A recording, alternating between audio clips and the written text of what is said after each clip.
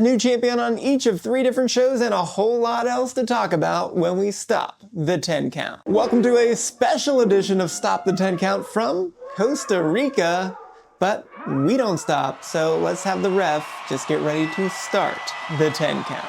Topic number 1 is John Cena retaining the title at Night of Champions against CM Punk, but we of course have to talk about that Punk life first. What an amazing follow-up to the Pipe Bomb 2.0. Perfectly made sense. He did a pretty good job of rhyming, I guess, so good job, Punk. I really enjoyed that. I guess that was all you could really do on that promo. But as for the match itself, I think it delivered in pretty much every way possible. I mean, we got a pretty long, legitimate match before things went very sideways. Some might say it was a little bit too much sideways, and I wouldn't necessarily disagree, but we know there always has to be some shenanigans involved for Cena to keep retaining that title. But as for the match itself, I really thought it was an interesting choice to go with 3 straight AAs before we got a GTS that Punk was able to kick out of every single time. And of course, we knew they had to feature each other's moves at some point, but still, good match. And then I don't understand what we were going to try to do here with Seth Rollins and his crew, but I guess we had to do something, and since it was actually Rollins' tease of that particular title for his cash-in, it did make some sense. What didn't make any sense was Penta flying all the way from America to Saudi Arabia for no reason other than to wait and see if things broke down in this match to eventually come out to try to help. That was really the only thing that I didn't love here.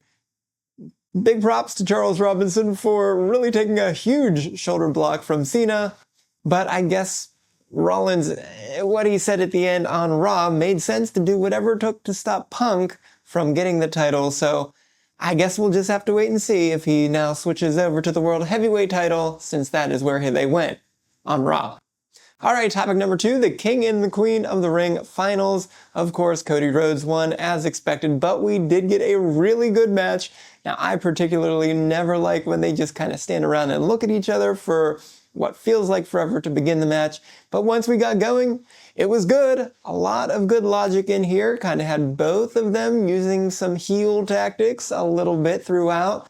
Most importantly, we had Orton with that punt kick that he really had to think about first before he finally pulled the trigger just a little bit too late, and that of course cost him. And then also, of course, taking off the turnbuckle to try to get Rhodes, but as it always seems to happen, that went sideways and the other man took advantage of it. So Cody Rhodes was your obvious winner here, and you know, he didn't have to get too deep into the weeds here, but I guess we were always expected to get Rhodes versus Cena 2 at SummerSlam, and so we will.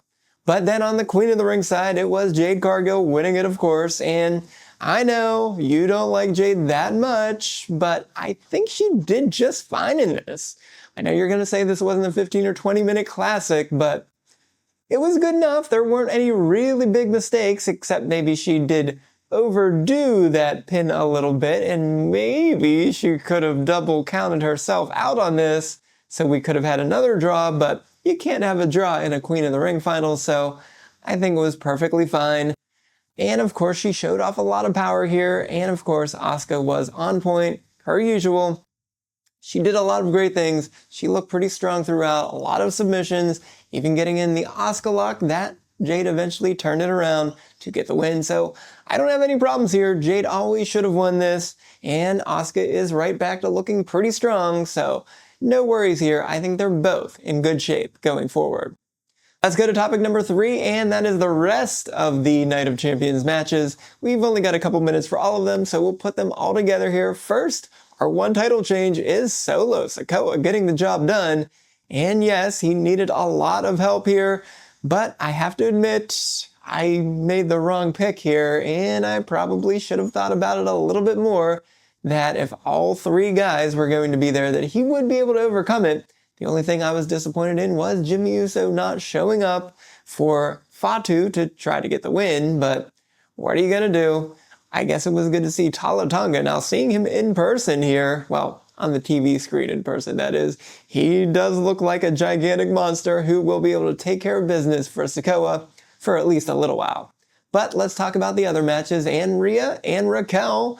They had a really great match here. I thought Raquel looked really strong in a losing effort. She actually looked up to the task to be Rhea's pretty much equal here. So they took a lot of hard hits all around, and that crazy ending, getting up on the table to have that avalanche riptide, was a pretty cool way to go, I have to admit, but we knew Rhea was going to win this one because, as it turns out, just like we expected, Rhea is indeed going on to get that women's title match at Evolution.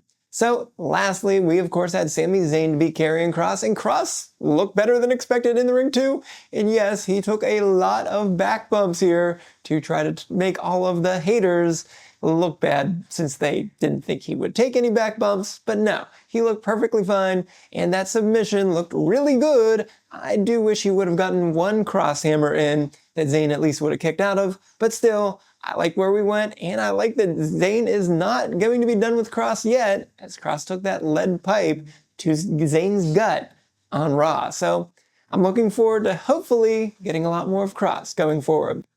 All right, let's quickly go back to SmackDown because we had 3 championship matches there. 1 title change, just as expected. Julia getting the win against Zelina Vega.